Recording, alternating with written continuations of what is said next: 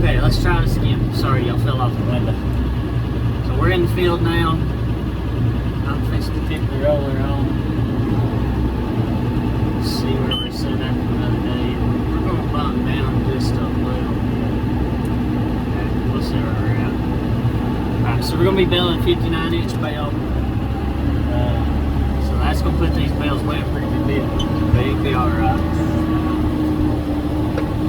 So, opening up the field.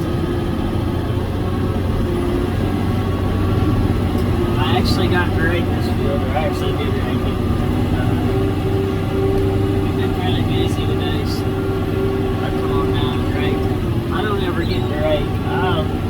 I love to rake, but I am always the baler operator, man. So somebody typically rakes, Dad or Keith or guy you've seen on the one night in the last round baling video. Usually I always run the roller. Somebody else always bails. Or rakes, sorry. Too many things going on here.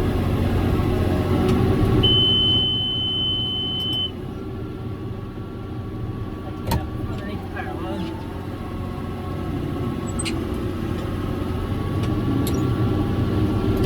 Grandpa always taught us boys. I had 2 boy cousins. When we were farming as a kid, Grandpa always made us learn to rake before he tried to teach us to bale. So he taught me how to rake a little bit, and then he figured out that he could teach me how to run the roller, because he didn't like the roller for all the beeping and everything that you hear going off. And so I got the roller job, and he got the raking job.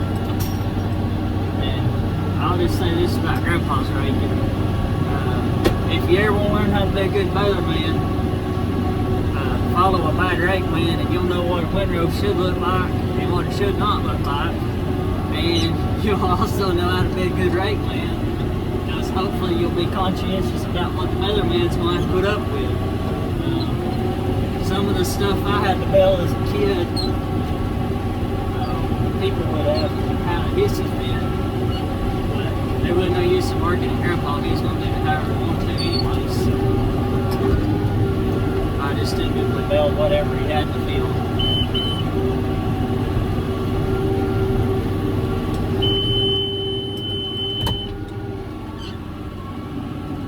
And if you're out there trying to learn how to run a baler, I'll tell you this much. Anybody that's training anybody to run around baler, if you got guys working for you and you want them to get to where they can run their own better for you, make them rake the field.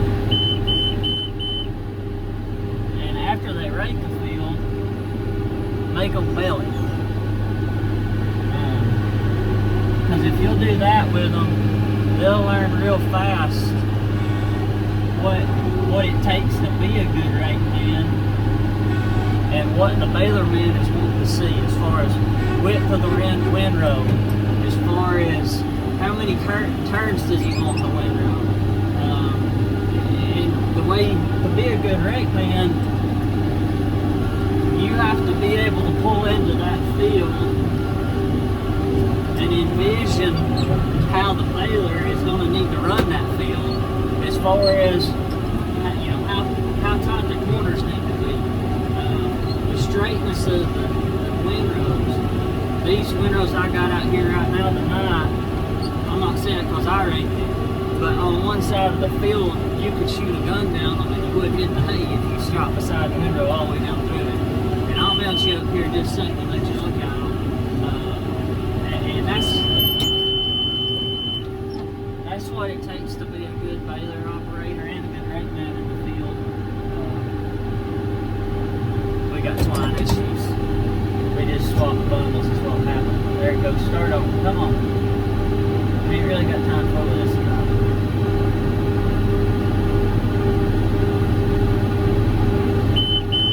Alright, let me hop out here and work on these. Alright, so back to being a good baler and a good raker. What you'll notice too is if you got a good raker, the rake man will either be really good for the baler man, or he's going to work the baler man to death. And from a baler standpoint, I want my rake guy to bale it to where I'm not having to weave all over the place trying to make hay go in the baler or make these bales be uniform. Because if he sets his windrow width up just right, that baler operator, he's going to sit on the center of that windrow and he's going to run. And he's going to sweep back and forth every so often to pack the corners of the bale to keep the bales tight. But he rarely wants to be able to just sit right there in the center of that windrow and let the windrow work for him. And so I'll try to show you. You can tell these windrows are set up the right width, and there's enough hay in them too, because the way that the bales are solid and true all the way across, they look totally different than them rye bales we were baling last week. Moisture's right in the hay. This is good thick hay. Let's see if there's one picked up that time. Alright, so I'm going to flip you around here, and I'm going to set you up on the windshield of the tractor so you can look out the nose, and hopefully you'll be able to see these windrows. So these windrows are about 3/4 of the width of the front axle on this 7410. So these are big wide windrows. They're touching the axle housing. Actually back here where the drawbar is on the baler, it's actually dragging hay up because the windrow's so tall. So let me turn the camera off. I'm going to turn you around here and let you just watch it ride. And then before we get done for the night, I'll turn you around and let you look going in the baler. Alright, so you're looking at what I'm looking at running down the windrow right now. Let's see if I can let that bell screw down just a tad. Maybe you'll be able to see. So you see that windrow. You see I just swapped from being on the left hand side of the baler to the right hand side. And I'm watching my bars. I'm fixing to have to jump again, but I'm watching, and I know I'm baling these outside rounds of the field, which is always the curviest. So I'm going to watch my windrow and try to feed the baler on the side it needs to be filled, and going around these curves. That's going to have the headlights right away. There, you mind it up just a little bit, maybe you'll be alright.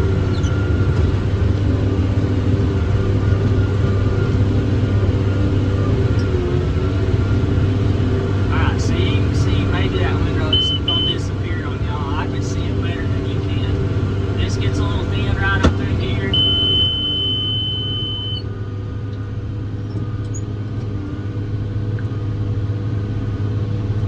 Show you a bale out here. You can see one just to the left of the bale spear there, and you can see how, when we get up close to it, you'll see how true and solid the corners of the bale is, and that's from feeding the edge of the baler like you need to, and having enough hay to do that.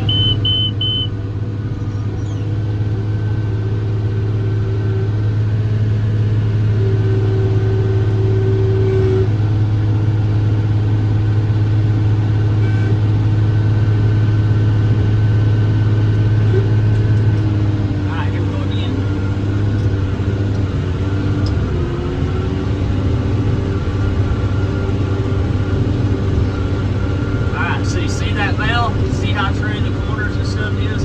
That's from being sure that you're feeding the edges of that bell chamber just right, and shoving that hay in there in a hurry, and keeping that bell spinning as slow as you can. Like we were the other night, I'm actually running a full gear faster in this field. Isaac's not in here with me tonight, and usually when he's in here, I back it down. Don't run just too awful crazy. Because I'm always in fear. He's sitting in a buddy seat right here next to the door, and I'm afraid of throwing him around and causing him to hit his head, falling out the door, or something like that. But he's not in here tonight, so I'm bailing by myself.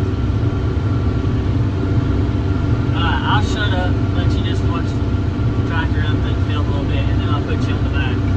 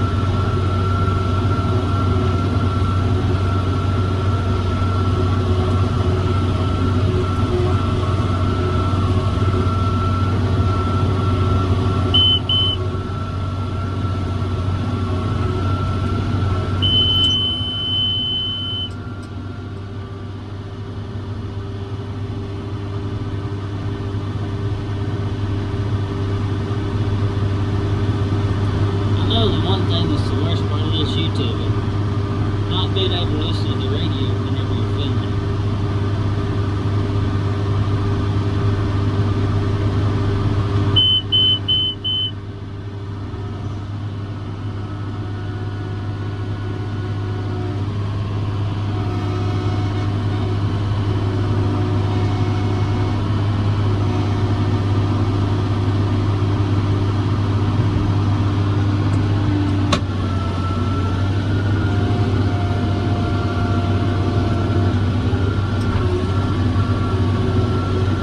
How wide that windrow is going in that header?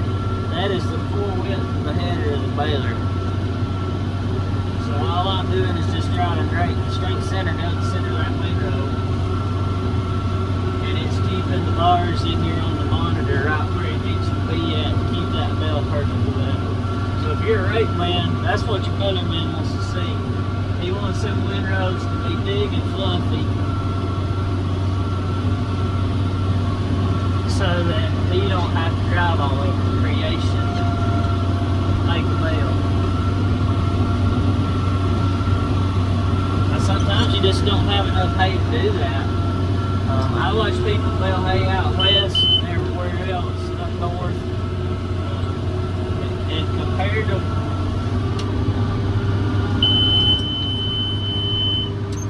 the hay that we have down here, right? Some of y'all people, we'd get tired running around in circles, trying to get as much hay as what y'all got.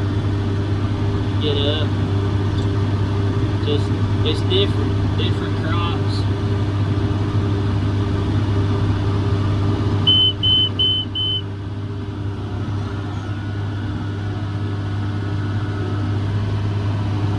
That was our biggest fear too, whenever we went to the big 14-foot mower which, like I said, I had actually looked at and had a machine broke for a self-propel machine. That felt good. That's the size point. We were afraid with as much crop as what we had, we just wouldn't be able to shove it all through that 14-foot. And needless to say, it's a big old swath through the field.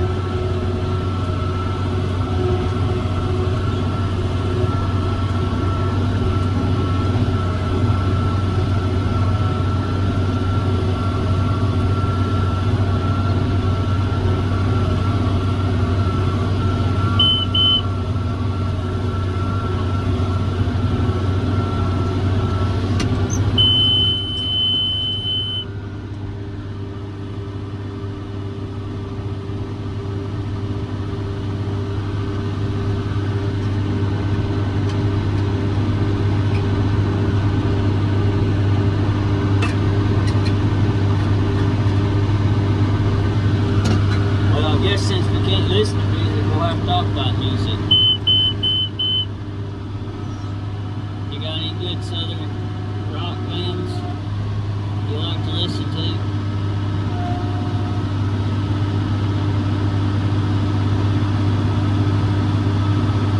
Or any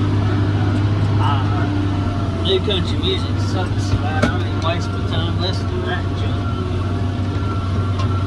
I got more talent than any of them people do, and I ain't got much as it is.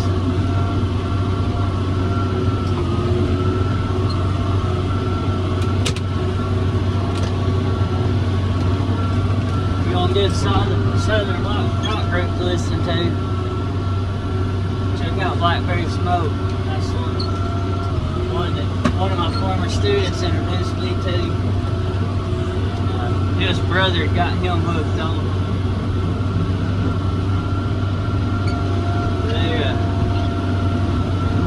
They top notch.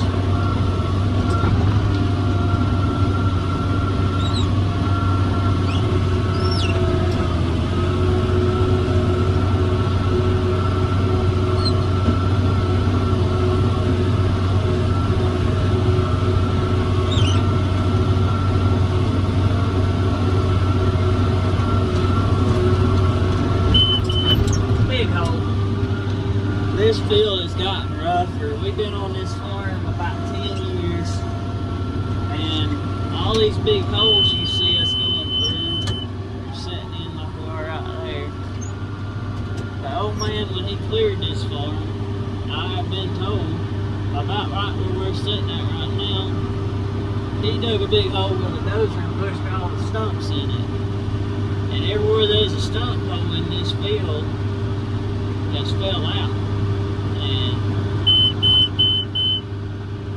you want to talk about knocking your head out, it'll about jar you out sometimes.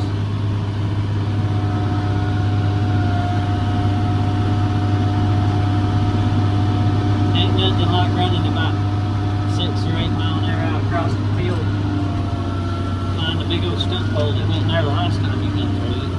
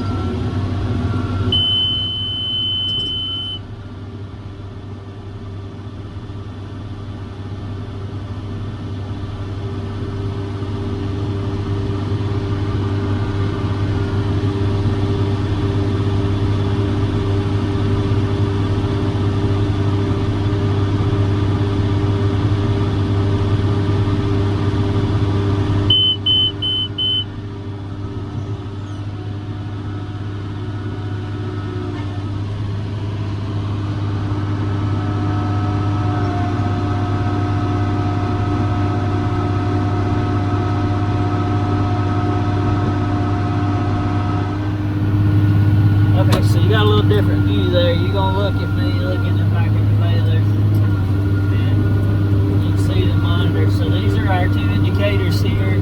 These 2 lines right here, as far as which side of the baler I need to be feeding.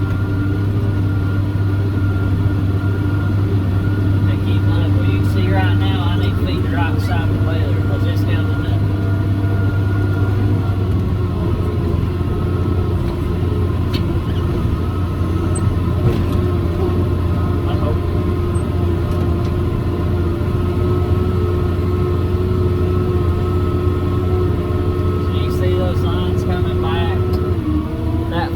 Tells us that that's 40 inches on the baler, but you can't see the out number. You can just barely see them lines. That's our near full, so I need to be trying to lift this bell up. So that tells me we're ready to climb. So you see here, our left side is actually lower than our right side. The object is to stay up in the green as close as you can. But these windrows, like I said, they're nice and wide in places, and other places they're thin. So sometimes it's easier than others. At the end of the day, the cows don't look at it. They don't care. When it's time to eat, it's time to eat.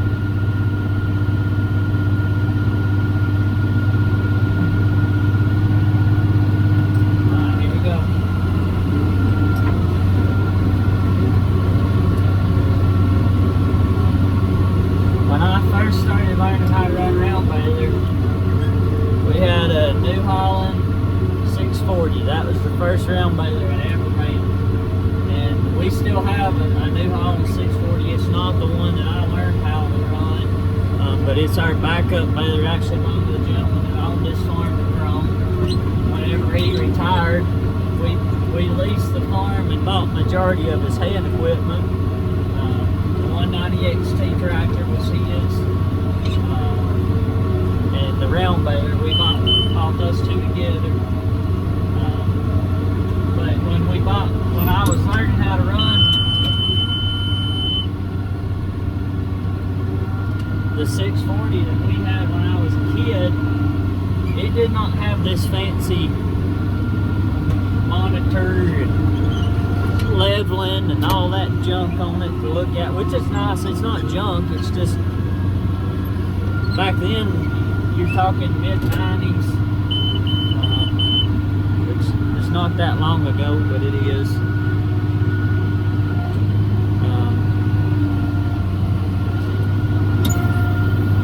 Grandpa taught me to count to keep the bell level. And so back then we were running 4x5 bells just like what we are right now. So he taught me to count. I think it was 15. Yeah, I think it's 15. So you count 1 to 15. When you got to 15, whatever side of the tractor was hugging the windrow, you flipped to the other. Alright, so we got all that belled up. I think there might have been about 20 rolls. I'll let you know tomorrow how many rolls we got. It's about 15 to 10 on Friday night. We're pulling a John party. We're working the night shift, baby. But that's not what he's talking about. You can figure that out for yourself. But just wanted to take a second, thank everybody for watching. Also wanted to thank everybody for subscribing. I don't know if y'all are paying attention to that or not, but I do. We broke 300 subscribers like yesterday, and that's about 299 more than I ever thought I would ever have. So I'm certainly grateful for each and every one of you for subscribing and following along. Hopefully you're learning something. If you're not, I'm sorry. Like I said early on, didn't ever intend to be a YouTuber. That wasn't the reason why I started the page. It was more or less as a way to remember what we did each day here on our family farm, as a way to look back later down the road. But evidently everybody else is enjoying it about as much as we are. So we're trying to make it as interesting as possible. But we, again, thank you for watching. Thank you for subscribing. Feel free to like and share our page with people if you'd like to. We'd love to have them tuning in and seeing what we're doing. And if you ever got any questions or comments, leave them in each video. I'll try to respond back to everybody. So thank you again for watching, and we'll see you tomorrow. You won't see us tomorrow. Well, you'll see us tomorrow, but it won't be tomorrow. It'll be about 3 days from now. We're going to try to wrap this hay that we baled tonight, and then see what we can get into. So thanks for joining us at E&W Farms.